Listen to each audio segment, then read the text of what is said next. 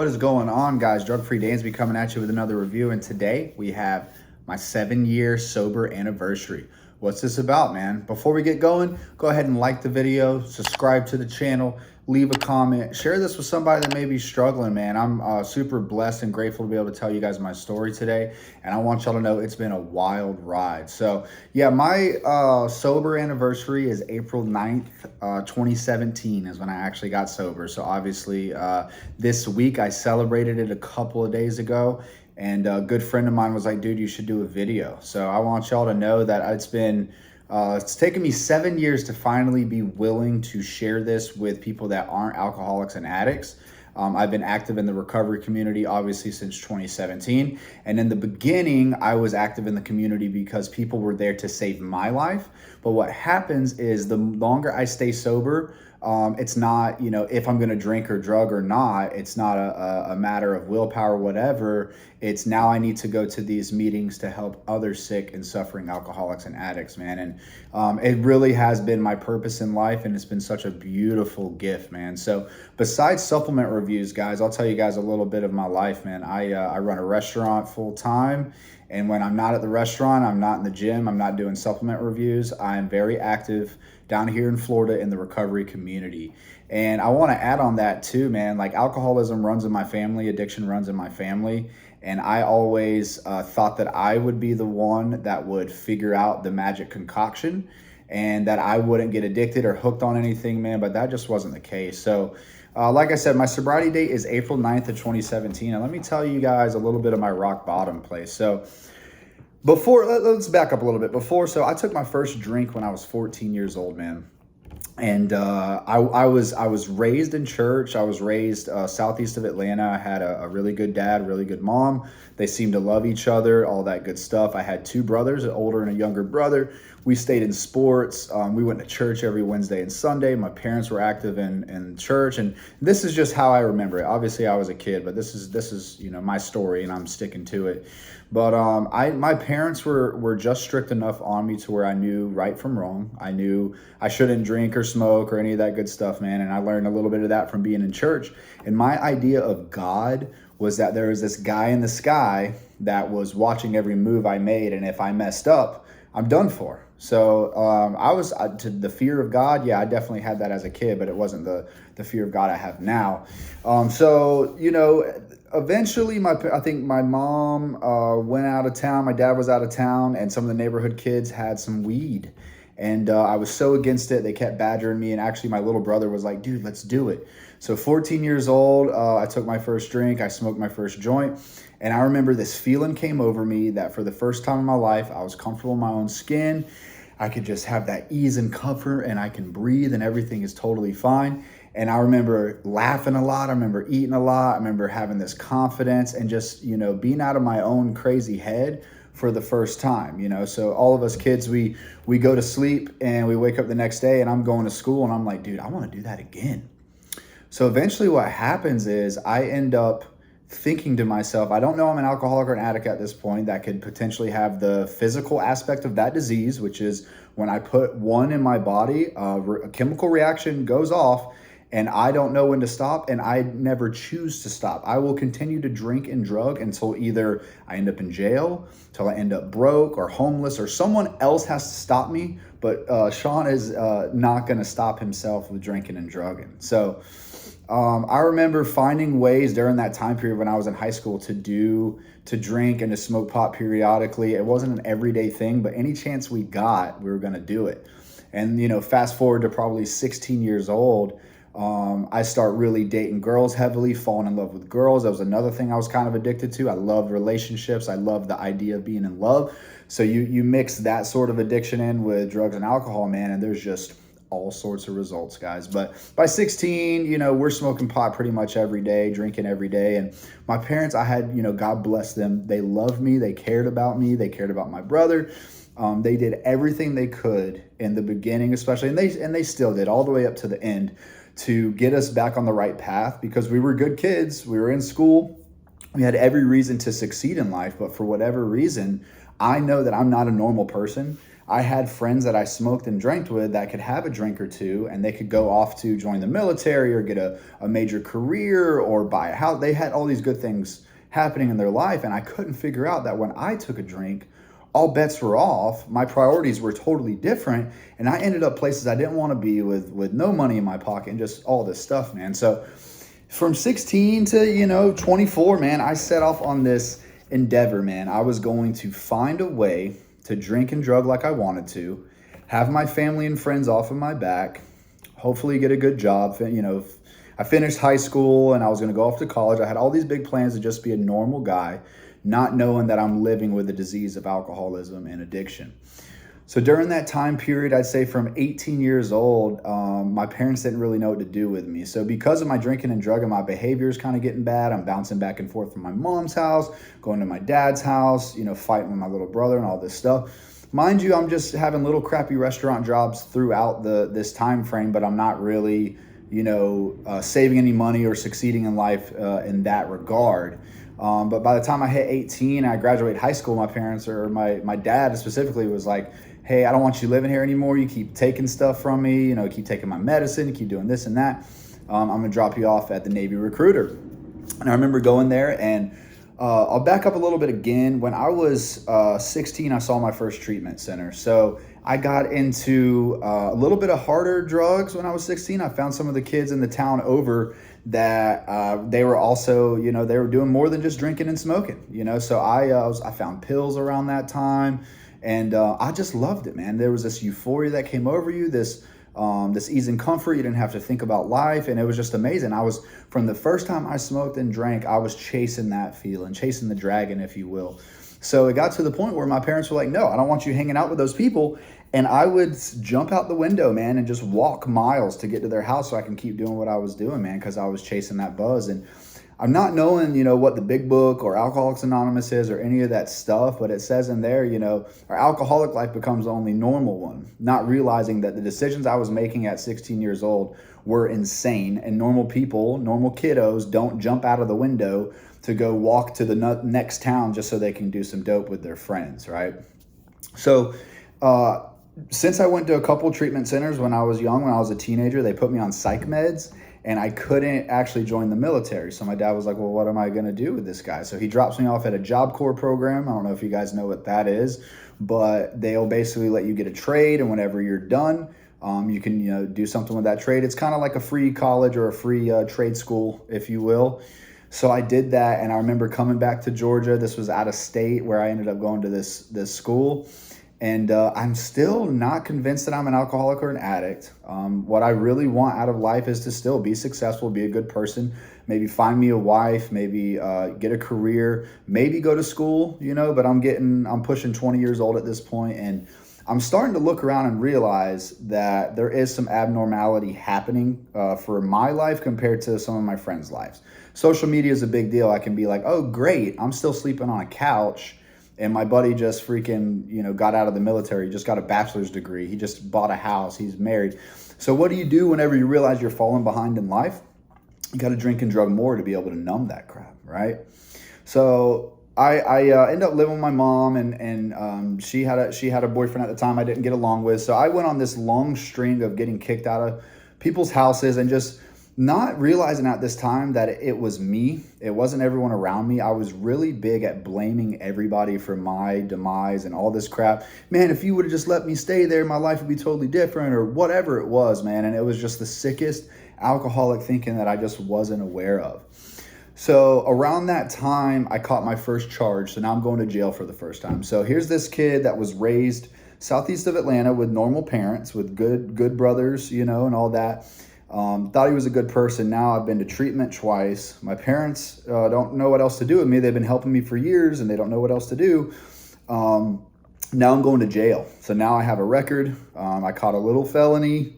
I got some misdemeanors and all that good stuff. And I'm like, man, how did this happen? And I want you guys to know, man, if you can relate to this, it's good news and bad news. But the idea of drinking and drugging was to have fun and to have this glamorous, shiny lifestyle, like sex, drugs, rock and roll, right? It was supposed to be fun. It was a hobby, right? And every time I'd end up in these sketchy situations, I'd be like, this was not the plan. So the first time sitting in Gwinnett County Jail, I was like, this is not what I want to be doing with my life, man. There's got to be something different.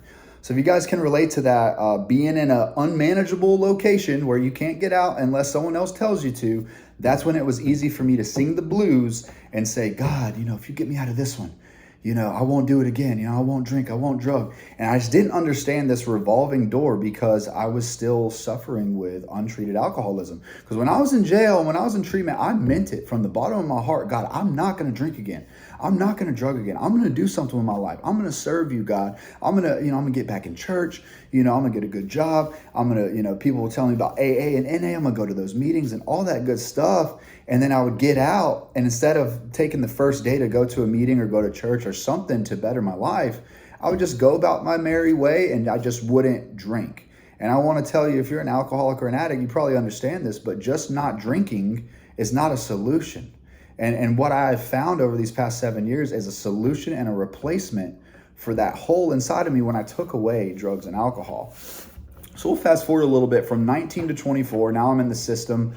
I'm in and out of jail, violating probations, catching little petty charges here and there. My mom still letting me live with her. I'm not really interested in getting a vehicle or really doing anything productive with my life. I'm just living from one buzz to the next, thinking that I'm doing life right and that this is normal, but in all reality, it's not normal.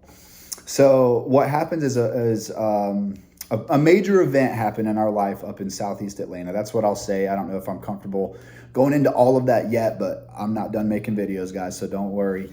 What ends up happening is my mom gets in an accident on the job. We get some money to be able to move down to Panama City, Florida. So I was actually on my final violation of probation on that original charge. And they're like, Sean, you keep getting reinstated on probation. Let's just send you to a prison camp. I went to a little medium security prison camp to kill your probation so that, I don't have to see you in here every couple months. And I was like, fine. During that time, my little brother and my mom's boyfriend all moved down to Panama City, Florida.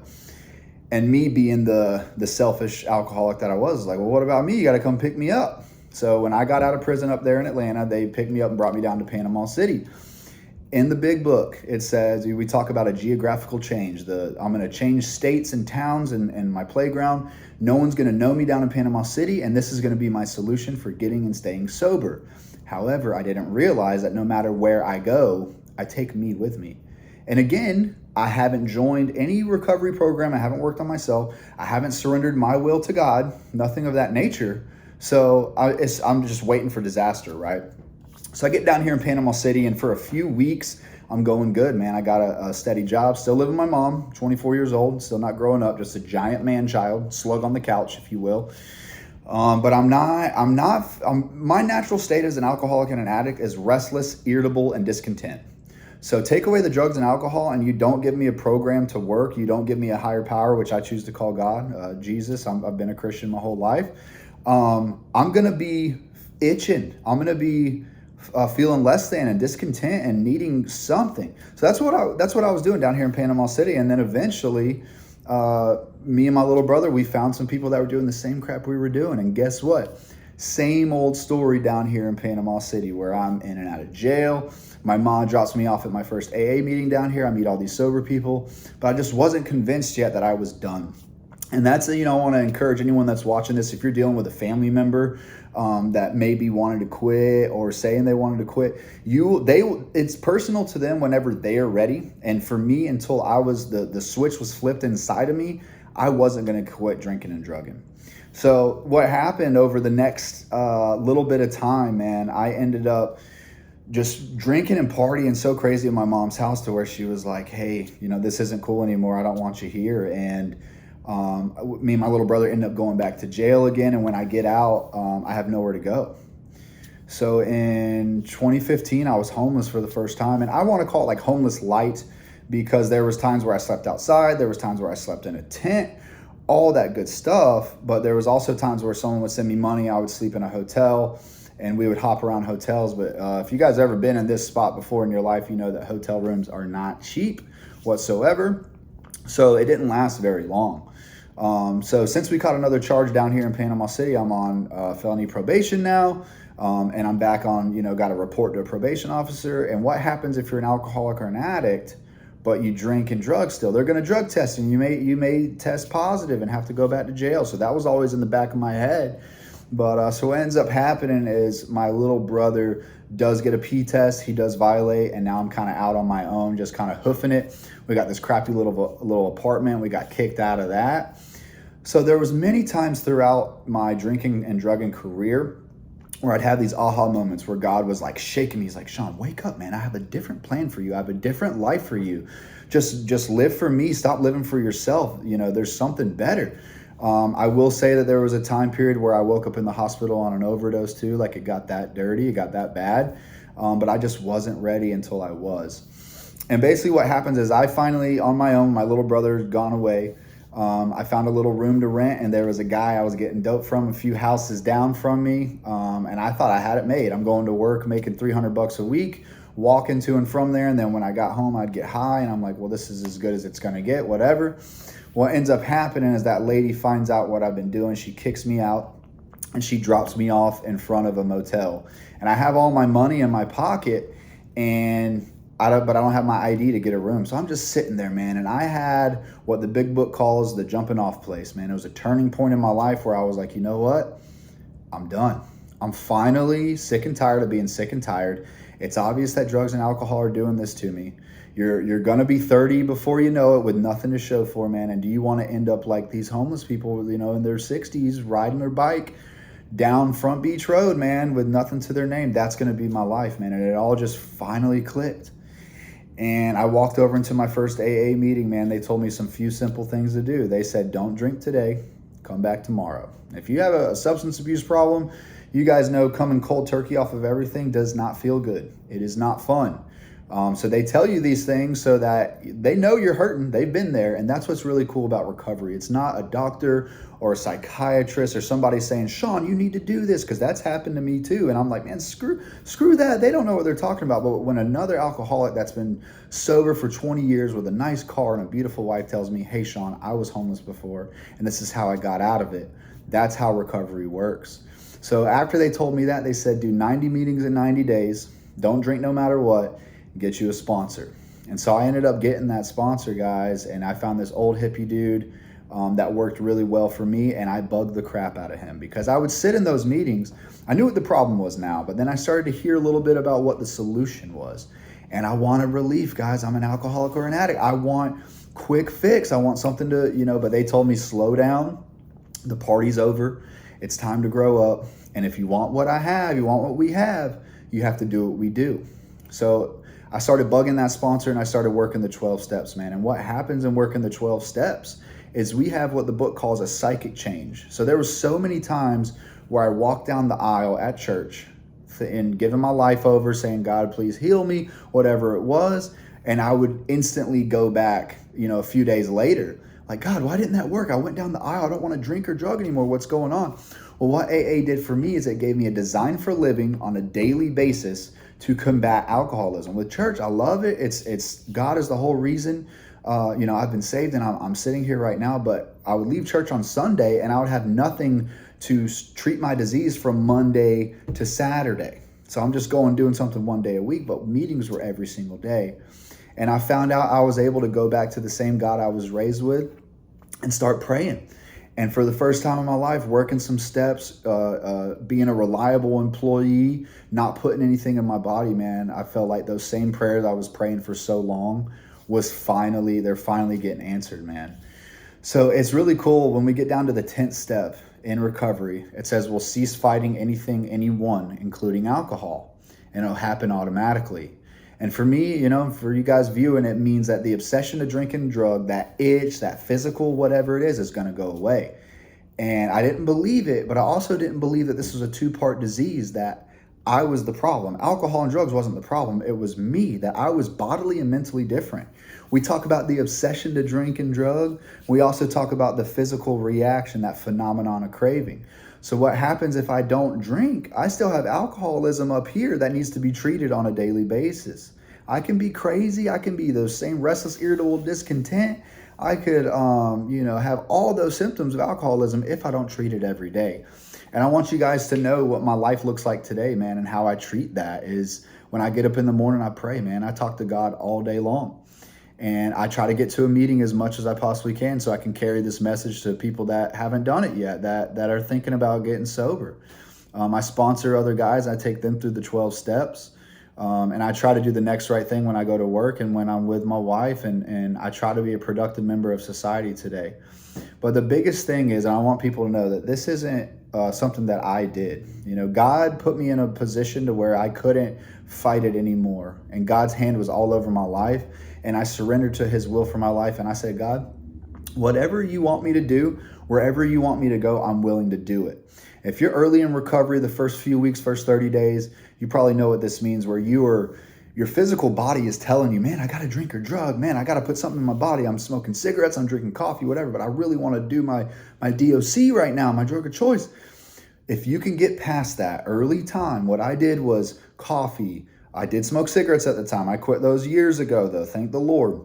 And I would go to a ton of meetings, and I would just, no matter what, how I was feeling physically, I would not let it get up here to where I actually took a drink, you know. And I finished all 12 steps. I started sponsoring my first guy after my first year. I got in some relationships. I learned some crazy stuff, dating and recovery. But I want to tell you guys what my life looks like today, man. I run a restaurant full time. I'm working on a bachelor's degree. I got married in 2020 to the love of my life, who's never seen me take a drink. I bought my first house in 2020 that I'm sitting in right now with you guys in my name, from homeless to homeowner.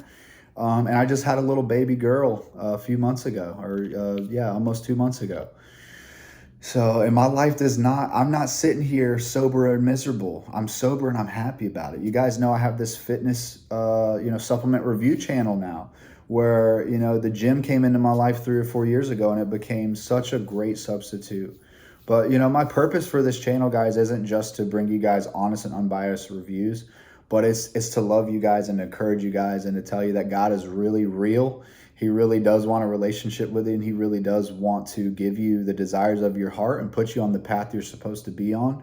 And if you have any substance abuse issues, you're not a bad person. You just have the same disease that I have. And I don't know if it's hereditary or whatever it is, but I know I got it. When I eat Oreos, I don't eat one Oreo. I eat the whole sleeve, guys. So, man, I really appreciate you guys watching. That's all I got for y'all today. Drug-Free Dansby. Till next time.